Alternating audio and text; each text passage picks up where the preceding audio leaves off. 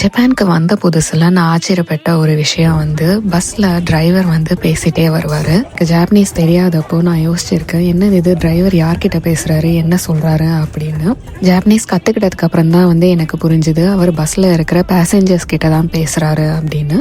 அவர் என்ன பேசுவாரு அப்படின்னா, நெக்ஸ்ட் ஸ்டாப் வந்து சீக்கிரம் வரப்போகுது, பஸ் வந்து ஃபுல்லா ஸ்டாப் பண்ற வரைக்கும் சீட்ல இருந்து எந்திரிக்காதீங்க அப்படின்னு.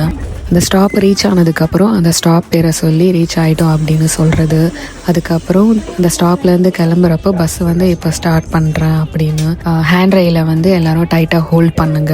ரெக்கார்டட் வாய்ஸ்லேயும் இந்த இன்ஸ்ட்ரக்ஷன்ஸ் எல்லாம் ப்ளே ஆகிட்டு தான் இருக்கும். பட் ஸ்டில் டிரைவரும் வந்து இதை சொல்லிகிட்டே தான் இருப்பார். பெஸ்ட் பார்ட் வந்து இறங்குறப்போ ஒரு பேசஞ்சருக்கும் தேங்க்யூ சொல்லுவாங்க.